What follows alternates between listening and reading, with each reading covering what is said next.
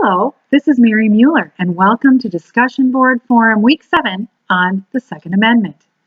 The Second Amendment states, a well-regulated militia, being necessary to the security of a free state, the right of the people to keep and bear arms shall not be infringed. We all know that this amendment has been the focus of a great deal of controversy and confusion. Some want guns outlawed and want this amendment repealed. They may feel that the right to bear arms is an out-of-date provision. It was once important because it ensured early colonists could own guns for the purpose of hunting and providing frontier defense.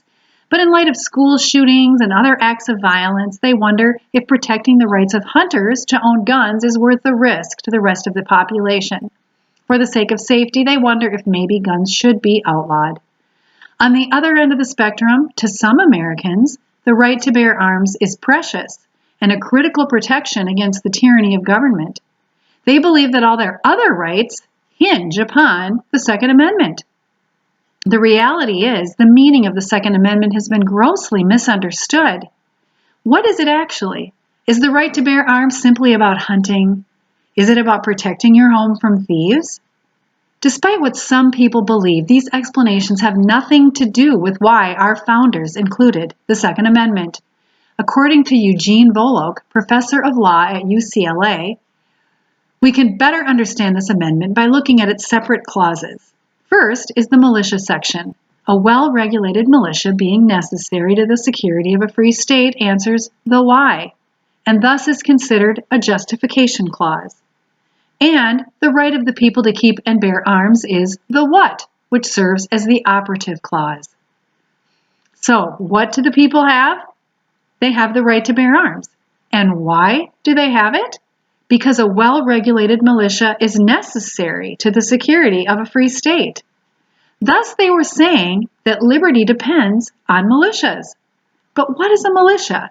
According to legal scholar Sanford Levinson, professor at the University of Texas Law School, there is strong evidence that militia refers to all of the people, or at least all of those treated as full citizens of the community. The federal farmer agrees and wrote, "To preserve liberty, it is essential that the whole body of people always possess arms and be taught alike, especially when young, how to use them." And he added, "A militia, when properly formed, are in fact the people themselves and include all men capable of bearing arms." Professor Volokh from UCLA says that to the founders, the militia was all male adults age 18 to 45. Why did the early Americans believe that a citizen militia was important for liberty? They possessed an understanding founded in experience and history that militias protected them in two ways: protection from tyranny at the hands of their own government, where regular armies could be used to oppress the people, and protection from foreign invasion, where nations would hesitate or refrain from attacking if they believed their forces would be easily defeated by a whole nation of citizen soldiers, or shall we say snipers. Noah Webster wrote in an examination into the leading principles of the federal Constitution, "Before a standing army can rule, the people must be disarmed, as they are in almost every kingdom in Europe. The supreme power in America cannot enforce unjust laws by the sword because the whole body of the people are armed." He reflects the understanding of the founders that a well-armed citizenry is essential for maintaining freedom from tyranny. The Virginia Declaration of Rights, written by George Mason, emphasizes this principle. Article 13 says that a well-regulated militia, composed of the body of the people, trained to arms, is the proper, natural, and safe defense of a free state. That standing armies in time of peace should be avoided is dangerous to liberty. Americans knew what can happen when a government deprives its citizens of the right to bear arms, and our Scottish immigrants perhaps understood this best of all. In the late 1700s, after the Jacobite rebellion and defeat at Culloden, Scots' freedom to own arms was curtailed, and thus their ability to have militias for their own defense and protection was gone. A politically charged issue in the England-Scottish controversies, men like James Berg and Adam Ferguson were drawing attention to the importance of the militia system of defense, and Americans were listening. According to David Koenig, James Berg distilled the history of Scotland into a potent tonic for the founders, reminding them of the dangers of allowing militias to be disarmed by a distant and powerful government. In 1775, an American edition of James Berg's Political Disquisitions was published. The list of illustrious encouragers lending support to this edition included George Washington, John Dickinson, John Hancock, Thomas Jefferson, Robert Morris, Roger Sherman, and many more. So many of our founders supported the work of James Berg and undoubtedly read the book they sponsored after it was published in 1775. What ideas were they reading in 1775 on the eve of declaring independence and forming a new government? Berg wrote strongly about the dangers of a standing army. In a survey of public abuses, it would be unpardonable to overlook that of a standing army in times of peace, one of the most hurtful and most dangerous of abuses, he wrote.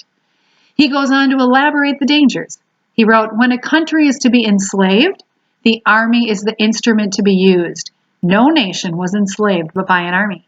No nation ever kept up an army in times of peace which did not lose its liberties. After making his case about the dangers of standing armies, Berg offers the solution. A militia with the Navy, he wrote, is the only proper security of a free people, both against foreign invasion and domestic tyranny. No kingdom can be secured otherwise than by arming the people. The possession of arms is the distinction between a free man and a slave. British quotes Andrew Fletcher, a Scottish politician, from his 1698 work, A Discourse of Government with Relation to Militias. He wrote, a good militia is of such importance to a nation that it is the chief part of the constitution of any free government. A good militia will always preserve the public liberty.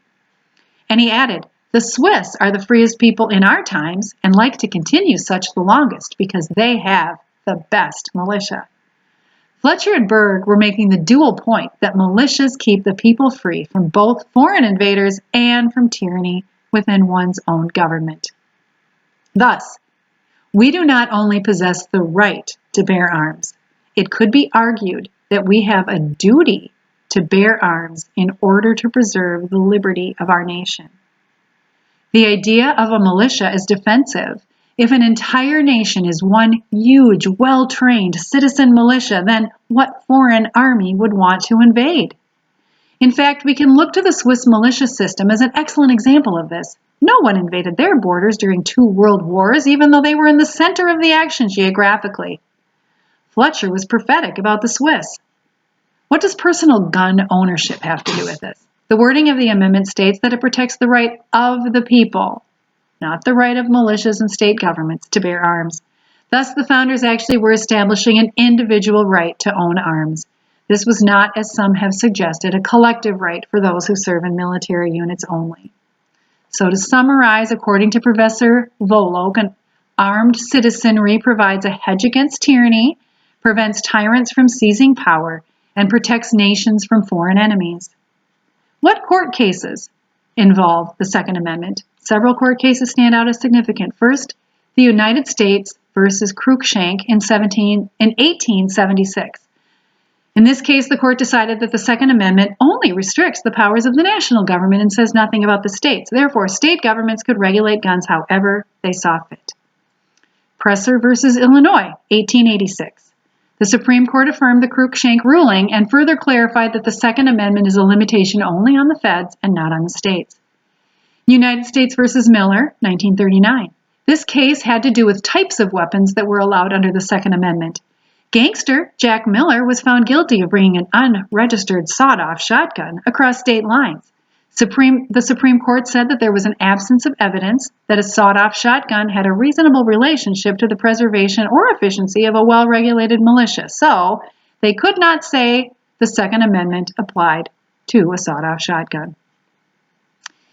District of Columbia versus Heller in 2008.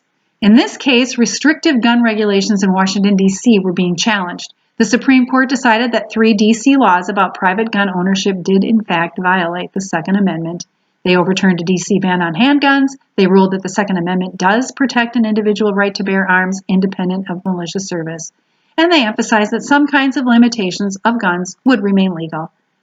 McDonald versus Chicago in 2010. In this case, the constitutionality of Chicago's handgun ban was challenged. The court held that the right for an individual to bear arms is protected by the Second Amendment. As many have said, When the people are afraid of the government, that's tyranny. When the government is afraid of the people, that's liberty. The only way to keep the government in a healthy state of fear of its citizens is for us to be armed. So let's all embrace our Second Amendment duty to own a gun and responsibly get trained in how to use it. Let's all stand committed to our Second Amendment duty to our country and preserve our liberty.